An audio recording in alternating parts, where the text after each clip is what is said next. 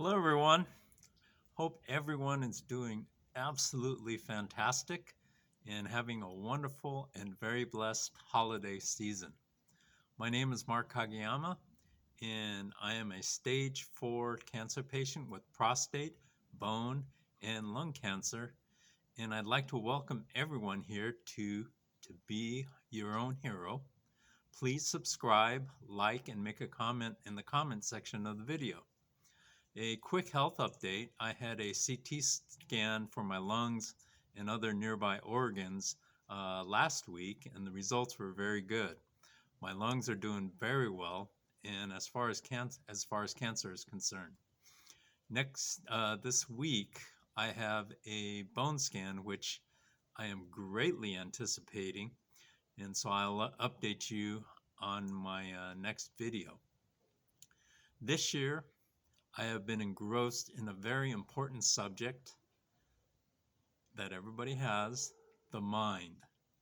Our mind is so incredibly powerful and extremely fascinating.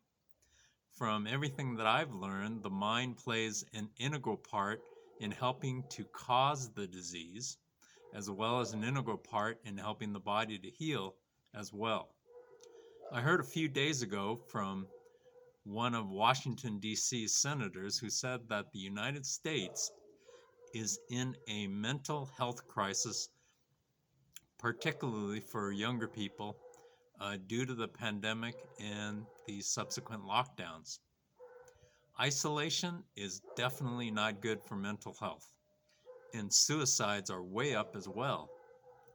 Unfortunately, many people are allowing their circumstances and negativity to consume them and dictate how they live their lives.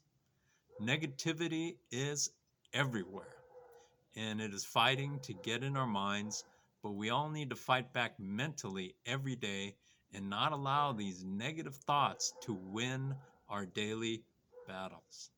I'd like to thank my LinkedIn connection, Dr. Manzi Shah, for this forthcoming information. In 2005, the National Science Foundation published an article summarizing research on human thoughts per day. It was found that the average person has 12,000 to 60,000 thoughts in the average day. I know. You know people who don't have any thoughts at all in a day.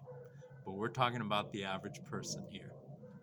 Of those thousands of thoughts, 80% were negative and 95% were exactly the same repetitive thoughts as the day before.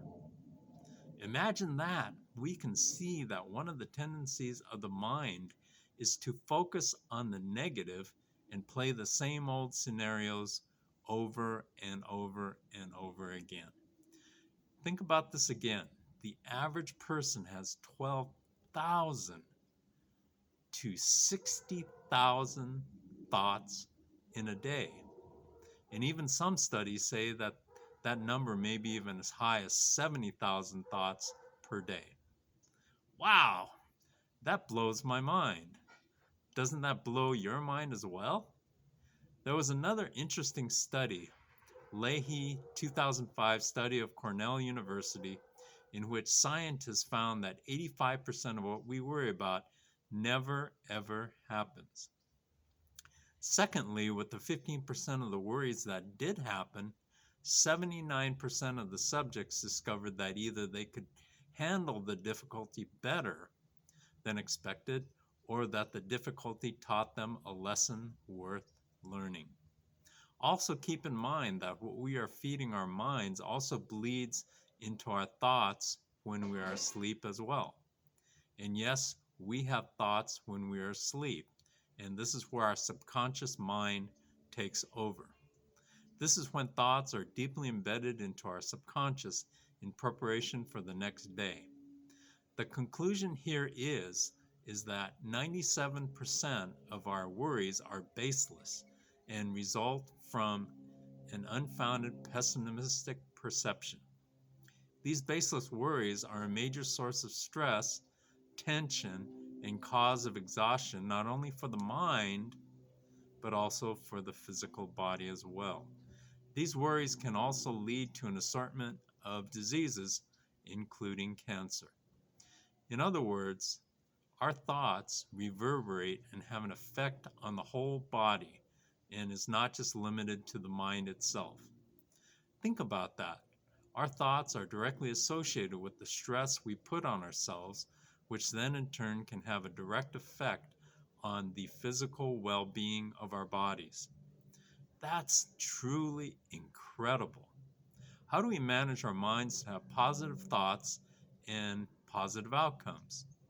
Or does it just happen by accident? First of all, when it comes to the mind, nothing happens by accident. We are in charge of our own minds. So in other words, we are the computer programmers of our own personal computers. Computers can't operate until someone programs and inputs information into them. The information we listen to goes into the mind, whether we want it to or not, and thus we need to control our own narratives. If a person listens to negative things, the mind grabs onto it and accepts it into the subconscious. We, as people, feed our bodies daily, hopefully with good clean food and good clean water. However, are we feeding our minds with good clean thoughts? In today's divisive world with worries about the economy, COVID, gas prices, school, vaccine mandates, and many other things, it is more important than ever to have great control of our own personal narratives and what we allow into our minds. And the fact that we're in a mental health crisis bears this out. Personally, I work on my mind every day. Thanks to voice empowerment specialist Maria Motilla, I listen to recorded positive affirmations before I go to sleep and first thing in the morning after I get up. I do my best to try to fill my mind with positive thoughts every day, and it has benefited my life tremendously. I also believe that this has helped me in my battle with cancer and has greatly aided my journey on my road to recovery.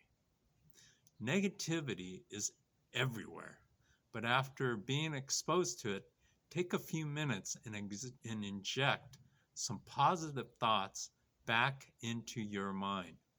Think of it as cleansing of the mind. You can find positive affirmations in books or on the internet, so it would be wise to access them because guess what? You will be the one to benefit from it. Being positive works. Filling your mind with positive thoughts is an amazing thing. Thank you for joining me at To Be Your Own Hero. I really appreciate from the bottom of my heart your support and the wonderful comments. Keep them coming. Please subscribe, like, share, and make a comment in the comment section of the video. Also, please join us every other Thursday at 12 p.m. Eastern Standard Time, 9 o'clock a.m.